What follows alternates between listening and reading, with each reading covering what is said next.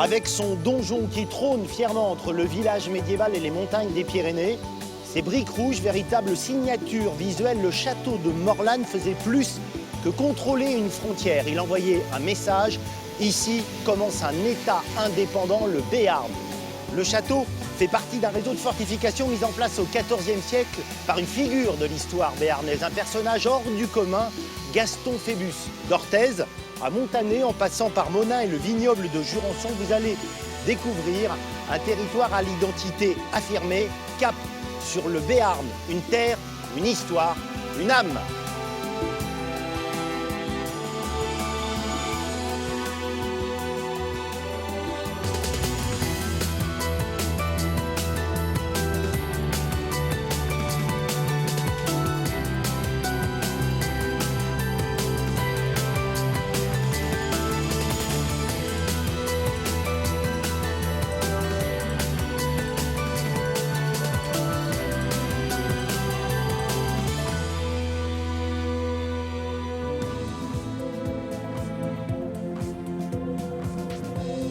Nous commençons nos escapades à Orthez, qui, bien avant Pau, fut la capitale politique, administrative de la vicomté du Béarn. Pour abriter le seigneur et sa cour, on construit au XIIIe siècle le château de Moncade, dont il ne reste plus aujourd'hui que le donjon. C'est ici, sur cette terre béarnaise, que naît en 1331 un prince qui va devenir l'un des plus grands seigneurs d'Europe, Gaston Phébus. Un personnage d'exception qu'étudie depuis longtemps l'historienne Véronique Lamazou-Duplan. Véronique, pour une historienne, quand on étudie un personnage, il n'y a pas que les archives, les livres, le terrain est aussi important. Absolument. Ici, nous sommes au château Moncade, à Orthez, dans la résidence privilégiée de Gaston Phébus. Évidemment, on a du mal à se représenter le côté animé de cette cour à l'époque, mais ici s'étendait le logis accolé à la grande tour du donjon. Les traces que l'on voit, Voilà. c'était ce qu'était la toiture. Voilà, donc on voit bien la trace en négatif de ce bâtiment sur la tour Moncade et la porte qui permettait de passer du logis au donjon. Il faut quand même faire une petite leçon d'histoire. Il n'a que 12 ans quand il hérite de son père de deux terres qui sont en fait assez éloignées au pied des Pyrénées. Oui, Gaston est en même temps comte de Foix et en même temps vicomte de Béarn et vicomte d'autres terres qui sont le Marsan, le Gavardon, qui sont dans la région Aquitaine. C'est-à-dire qu'il va avoir un problème, c'est qu'il relève de deux rois différents et qui en plus se font la guerre. Comme comte de Foix, il relève du roi de France et comme vicomte de Béarn, il relève du roi duc de Guyenne, c'est-à-dire des Anglais. Dans les faits, il va réussir quelque chose d'assez étonnant, c'est de préserver la neutralité du Béarn, on peut presque même dire son indépendance. Oui, ça a été vraiment un de ses objectifs, de maintenir cette neutralité du Béarn. Et le roi de France lui demande un engagement, un serment. Et ce jeune vicomte de Béarn lui dit qu'il ne tient le Béarn de nul homme au monde, sinon de Dieu. Et donc il ne prêtera pas le serment pour le Béarn au roi de France. Génie diplomatique et politique, guerrier hors pair, Phébus a non seulement tenu tête aux plus grands, mais il a également, grâce à une gestion aussi autoritaire qu'efficace, fait du Béarn un État riche, prospère. Phébus, c'est le prince soleil qui veut briller, rayonner. Phébus, il faut préciser, ce n'est pas son vrai patronyme. Son nom de baptême est Gaston, mais il s'est surnommé lui-même Phébus. C'est un surnom qu'il s'est choisi. C'est-à-dire qu'il commence à construire sa légende, en fait. Absolument. Il construit ce qu'on appelle au Moyen-Âge sa fama, sa renommée, par d'abord ce surnom absolument éclatant. Il prend le nom d'un dieu, Apollon Phébus, donc un dieu solaire, dieu du soleil, mais aussi dieu des arts et de la musique, puisqu'il aimait beaucoup la poésie. Et puis n'oublions pas aussi Apollon, sœur de Diane, donc qui aime la chasse, et on connaît la diction de Phébus pour la chasse. C'est aussi un prince écrivain, mécène, et qui fait aussi produire des manuscrits pour lui-même. Sa réputation est telle qu'un chroniqueur va venir passer 3 mois ici. Froissart, qu'est-ce qu'il découvre ? Jean Froissart a dû trouver cette cour très exotique, avec des gens de tous bords, y compris des gens qui sont normalement ennemis et qui se fréquentent ici. Et il recueille des informations de première main, tout en admirant cette cour très fastueuse. Il admire par exemple un repas de Noël extraordinaire en 1388 et qu'il décrit abondamment dans son voyage en Béarn. Phébus n'est pas un roi, puisque ce n'est pas un royaume, mais une vicomté. Et pourtant, c'est quoi? C'est l'égal des grandes puissances européennes. Disons qu'il s'est hissé en renommée et certainement aussi d'une certaine manière en train de vie à l'égal des plus grands princes de son temps. Si Phébus est aujourd'hui encore un seigneur hors norme, c'est aussi parce qu'il est l'auteur d'un des livres enluminés les plus importants du Moyen-Âge, le livre de la chasse. Un best-seller dont les rois, les princes feront faire des copies durant des siècles. Réputé pour la qualité de son contenu, cet ouvrage est également remarquable pour ses décors peints. La médiathèque d'Orthez possède une reproduction fidèle d'un des plus beaux exemplaires. Qu'a-t-il d'exceptionnel, ce livre? C'est un traité de la chasse, mais qui est très moderne pour son temps, puisque le traité commence par une observation des animaux à chasser, avec une description très naturaliste, très réaliste des animaux dans leur milieu naturel, et puis donc une espèce d'encyclopédie animale qui servira pendant des siècles. Est-ce qu'il y a des représentations de Phébus lui-même? Oui, alors Phébus s'est fait représenter dans le livre de chasse en maître de la chasse, celui qui commande, qui préside la chasse. On mesure avec ce livre à quel point Phébus est lumineux, mais il a également une face très sombre. C'est un être à la fois solaire et ténébreux, et en même temps quelqu'un qui est inquiétant, qui d'après Froissart vit la nuit, qui a chassé sa femme, qui est très dur avec son entourage et qui aurait même tué de ses propres mains son seul héritier légitime.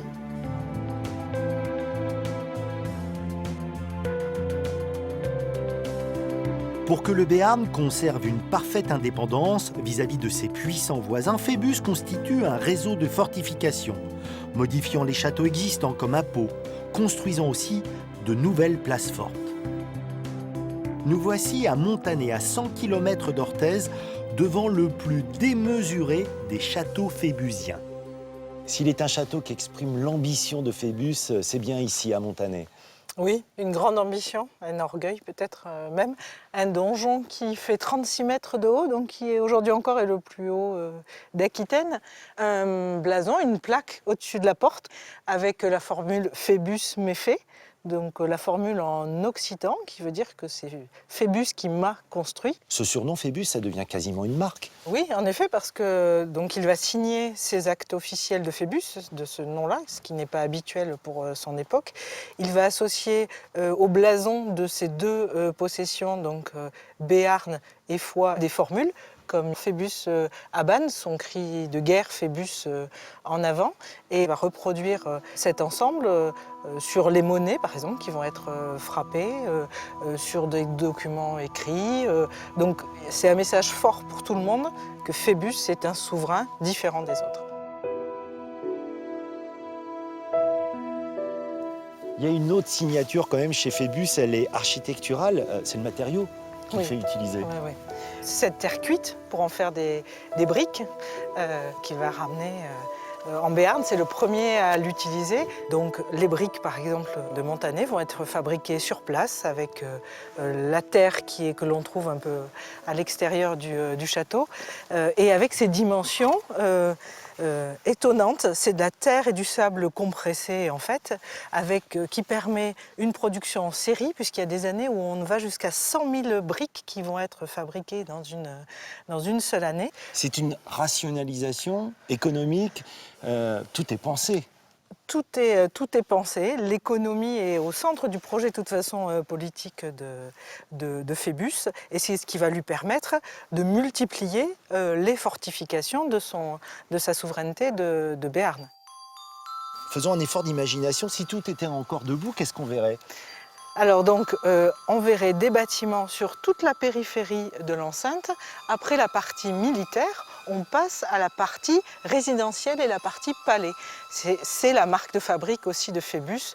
Ce sont des palais circulaires qui associent l'aspect militaire et l'aspect résidentiel. C'est un château qui passe le message de la force et de la puissance du Phébus au moment où il le construit, tel qu'il se rêve dans les années à venir à la tête de son État pyrénéen. Donc c'est un château symbolique plus qu'un château défensif et militaire, c'est vrai. Bon, combien de marches pour aller là-haut ? 186, je Là. crois, sur les... Bon, Allez. à l'attaque. Avec Montané, Phébus veut réaliser son rêve, unifier ces deux États écartelés entre l'Ariège et le Béarn en englobant l'Armagnac, la Bigorre et constituer un État pyrénéen, un quasi-royaume. Lorsqu'on arrive au sommet, on est récompensé de ses efforts, cette vision à 360 degrés, les montagnes et tout autour. Un territoire qui est en fait loin des bases de Phébus. Il est loin d'Orthez, c'est vrai, il est loin de ses bases. Il est aux limites de ses possessions face à l'Armagnac et la Bigorre, qui sont toujours ses ennemis. Par contre, on est au centre d'un futur État pyrénéen qu'il ne réalisera pas de son vivant, et aucun de ses successeurs ne reprendra ce projet d'État pyrénéen. Est-ce que le Béarn aurait été et serait encore ce qu'il est sans Gaston Phébus ? C'est vrai que Gaston Phébus est indissociable du Béarn, puisque les limites territoriales du Béarn contemporain sont celles de Phébus et sont celles du XIVe. Il faudra attendre le XVIIe siècle pour que le Béarn perde sa souveraineté et que Louis XIII arrive en terre béarnaise pour rattacher le Béarn à la couronne de France.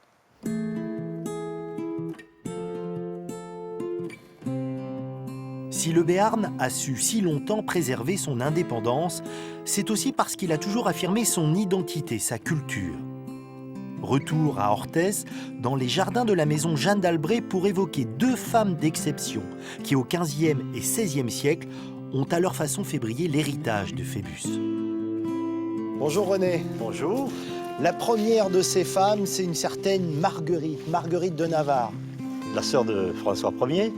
C'est une femme extrêmement cultivée qui détonne dans son siècle. On la considère comme l'une des premières femmes écrivains françaises. Oui, c'est évident, c'est elle qui illustre cet esprit d'humanisme.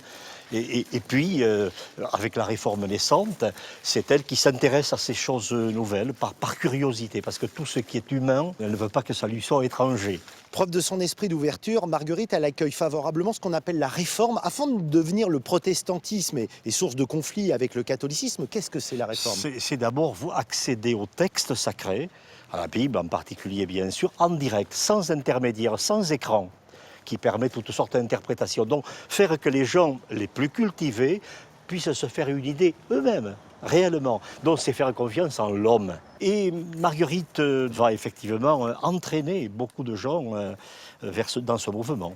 Cet esprit, cette réflexion va se concrétiser ici à Orthez dans une institution. L'institution, la première, elle est voulue d'ailleurs par Marguerite de Navarre, et elle va être peaufinée par sa fille Jeanne d'Albret, c'est l'Académie de Béarn. Et elle va trouver son aboutissement avec l'université que va créer Henri IV en 1583. À vous entendre, René, le Béarn n'est pas à cette période-là seulement qu'un foyer de prospérité économique. Non, c'est un foyer intellectuel, c'est un foyer humaniste, bien entendu, et qui va être une référence, bien sûr, au pied des Pyrénées.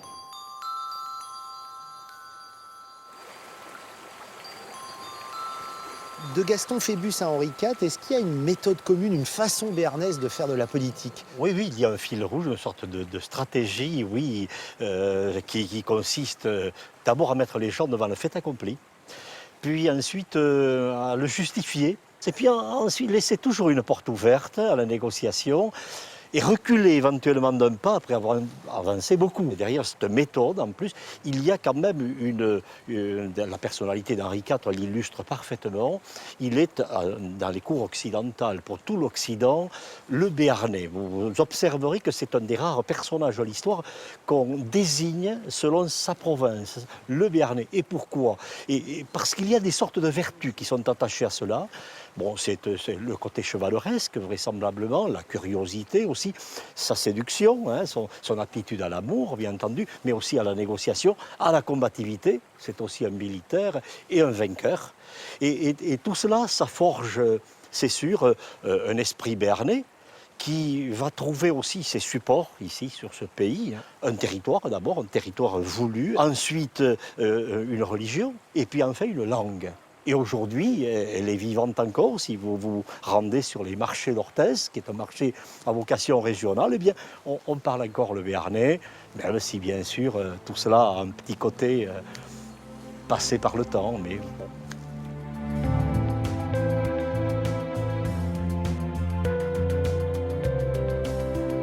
Impossible d'évoquer l'identité béarnaise sans expliquer la place qu'occupe le champ. Retour au château de Montané pour rencontrer un cœur d'homme, l'Osses Bagats. Particularité, ils sont jeunes.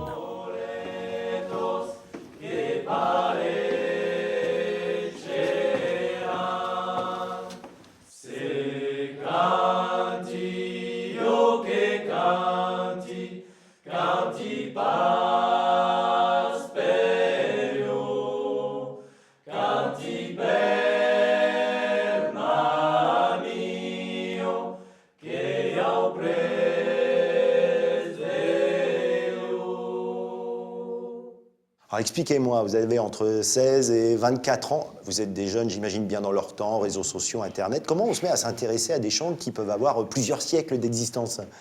C'est chargé d'émotions, c'est un chant qu'on a appris quand on était petit, que nos parents nous ont chanté, que nos grands-parents nous ont chanté, que tout le monde connaît. À la base, on chantait surtout pour nous, entre nous, donc dans les fêtes, etc.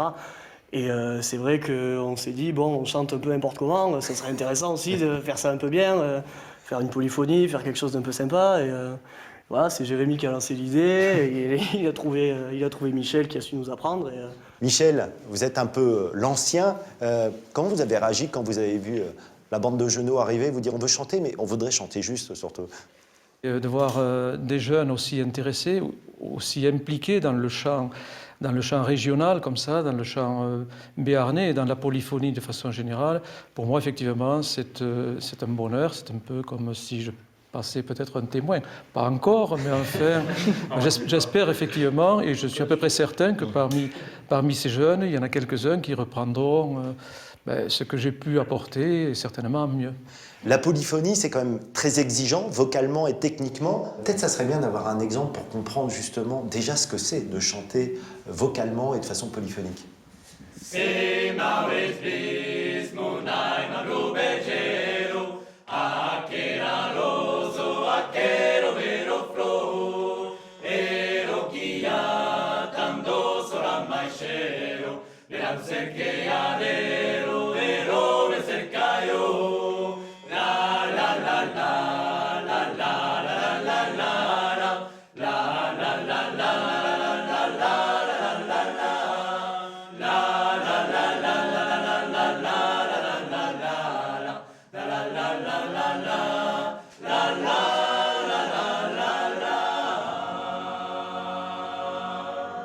Alors, je ne sais pas ce que vous ressentez quand vous chantez, mais là où je suis, vous recevoir, je peux vous assurer, c'est des frissons. Hein. Merci. Est-ce que vous dites que quand vous chantez, vous participez à préserver un patrimoine qui est fragile? Parce que ce n'est pas un immeuble, ce n'est pas un château. Évidemment qu'on y pense, qu'on y a pensé. Après, c'est pas non plus, on n'y pense pas tout le temps non plus, parce que c'est quand même très lourd comme héritage de se dire il faut chanter absolument pour faire ça, pour garder le patrimoine. On le fait d'abord par l'envie de se retrouver tous les samedis, de participer, voilà, plutôt que par devoir réellement de maintenir la culture. Alors bien sûr, ça y participe, mais ce n'est pas un objectif continu, on va dire.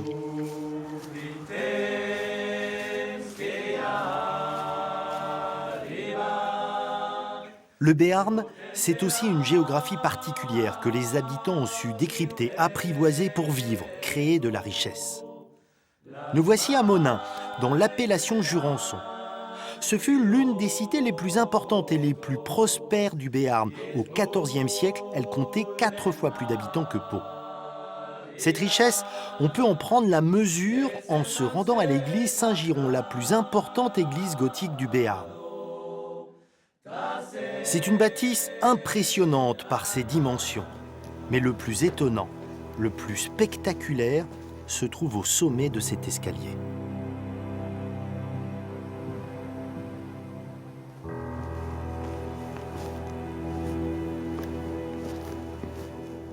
En arrivant ici, on est d'abord saisi par la beauté du lieu. On se croirait sous la coque d'un navire renversé. Puis très vite, on est étonné par les dimensions. 50 mètres de long, 21 de large, 18 de haut. Il y a en fait 2 vaisseaux de taille différentes et cette dissymétrie ajoute à la complexité de la construction réalisée au XVe siècle. Il faut bien se rendre compte que ces poutres en cœur de chêne ont d'abord été débitées à la hache avant d'être hissées au sommet de la bâtisse, puis assemblées sans l'aide d'un seul clou. Il a fallu plus d'1 millier d'arbres, une véritable petite forêt, pour réaliser ce chef-d'œuvre destiné à porter l'impressionnante toiture de l'édifice.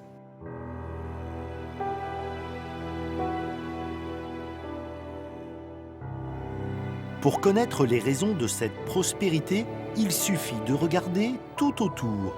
C'est le vin.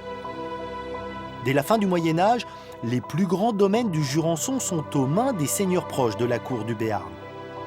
En introduisant au XVIe siècle la notion de cru, le Parlement de Navarre réalise même l'une des toutes premières tentatives de classement. Dans les textes, on parle déjà du cépage local, le mansingue. C'est la star du Jurançon, celui pour lequel Henri Ramonteux est aux petits soins. Particularité, on peut le vendanger tardivement, la preuve, nous sommes début décembre. Salut Henri. Ça travaille, hein, déjà, pourtant il est tôt ce matin. Et ce matin, le temps se dégage et je suis venu voir un peu la qualité du raisin. Et effectivement, il y a de quoi cueillir ce matin. Le Jurançon, c'est vraiment l'histoire d'une rencontre, en fait. Mais le Jurançon, c'est aussi le terroir, ce terroir sur base très argileuse. Les vins blancs aiment l'argile. Mais c'est aussi un climat. C'est la douceur de la mer, la rigueur de la montagne. Ce contraste thermique, pour le Jurançon, c'est ce qui lui fait garder sa fraîcheur et qui lui préserve ses arômes. Le petit Mansin, il ne s'adapterait nulle part ailleurs. Il est fait pour le Jurançon. C'est un cépage autochtone qui n'existe d'ailleurs nulle part ailleurs. Mais sa particularité, c'est cette grappe qui est petite, des petits grains, et qui est vouée à aller loin dans la saison. Donc il a une peau qui lui permet comme ça, de mûrir, voire même de pourrir, mais c'est pas vraiment le cas. Ça ne peut pas pourrir. La peau est tellement épaisse, mais il faut dire aussi que c'est un travail de la vigne qui a fait que le soleil a tanné la peau du raisin. Donc, avec le vent de sud, ça déshydrate, ça gaufre, ça se confie. Tu me parles du vent du sud, mais qu'est-ce qu'il a de particulier ce vent alors? C'est lui qui sèche le raisin aussitôt après la pluie, c'est lui qui déshydrate, qui favorise le passerillage.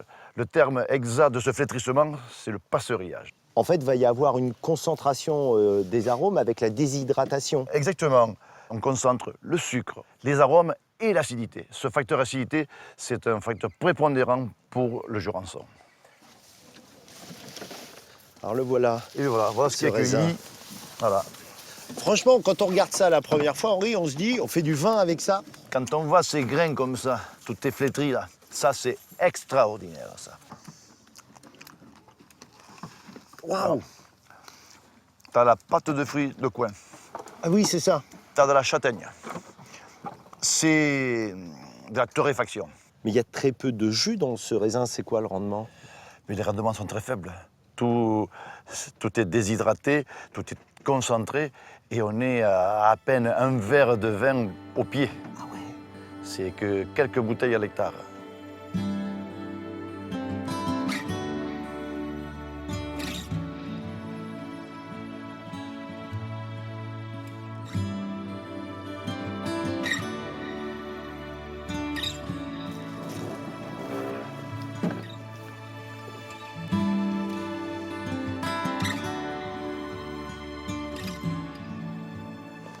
Cette cuvée, elle vient de naître, c'est tout blanc. Moi, je suis surpris par Blanc la de couleur. blanc. Là, hein. La fermentation s'est finie il n'y a que quelques jours et c'est une nouvelle vie qui commence. Là, il est tout voilé, mais ça va s'éclaircir. On va le soutirer, on va le bichonner. Et là, on est combien de mois plus tard? Et là, nous sommes 30 mois plus tard. Wow. Une robe dorée, du brillant, de l'or et des arômes. C'est la terre du Béarn qu'on retrouve dans le nez de ce vin. Ah ouais, c'est extraordinaire. C'est les racines du Béarn, c'est les racines de la terre, c'est l'expression de la terre et c'est noble. C'est un vin de caractère, le Béarnais a aussi son caractère. Ah oui, le Béarnais, il s'exprime, il a les pieds bien sur terre, peut-être la tête dans les étoiles, mais le vin en est le reflet de tout ça. Bon, santé. Et bien en Béarnais, on dit à la tour.